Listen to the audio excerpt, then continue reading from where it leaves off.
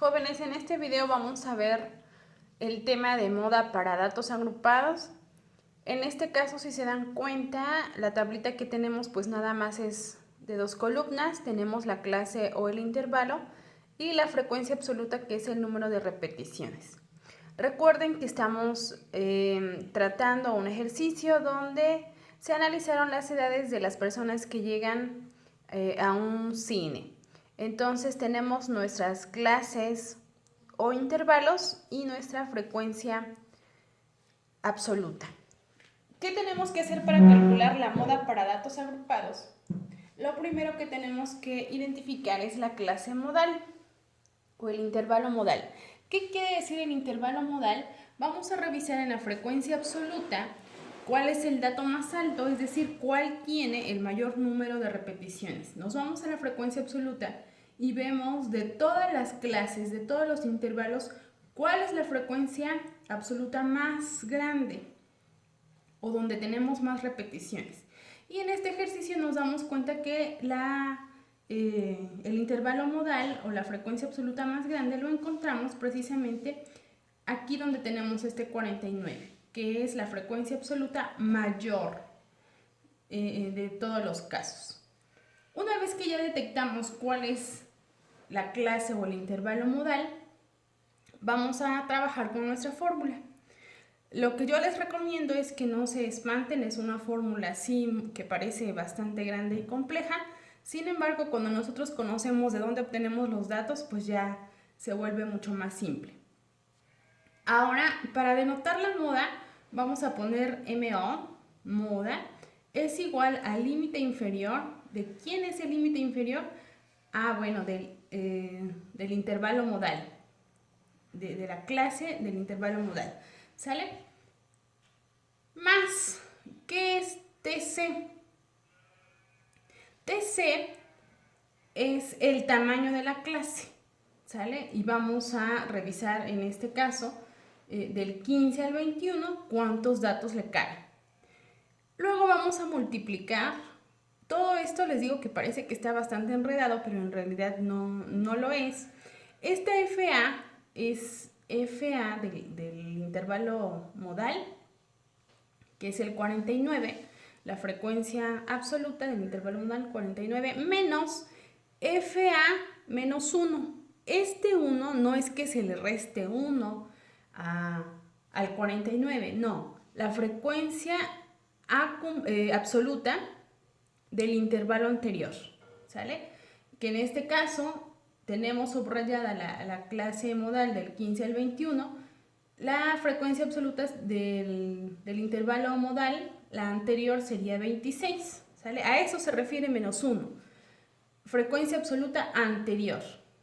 En este caso, FA menos 1 es exactamente lo mismo que tenemos arriba.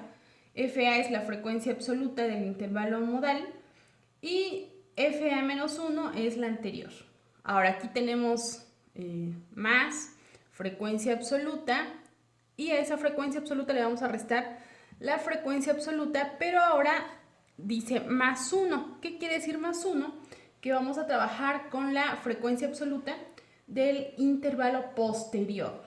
Ahora no es el anterior, ahora es el posterior al intervalo modal. Vamos a ver de dónde obtenemos cada uno de los datos. Decíamos límite inferior, nos vamos a ir al intervalo o a la clase donde la subrayamos, la que es la clase modal. En este caso el límite inferior es el 15 que tenemos acá. Luego nos dice, ahora vas a sumar el tamaño de la clase o el tamaño del intervalo.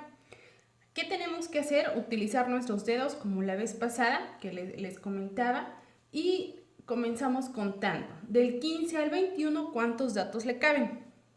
Decimos 15, 16, 17, 18, 19, 20, 21.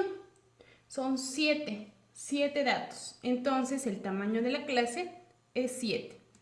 Este punto nos indica una multiplicación y ahora vamos a sustituir todos los datos que nos pide la fórmula. Dice la frecuencia absoluta, ¿cuál? La del intervalo modal, que en este caso es 49, menos la frecuencia absoluta anterior al intervalo modal, entonces nos vamos para atrás, sería el número 26.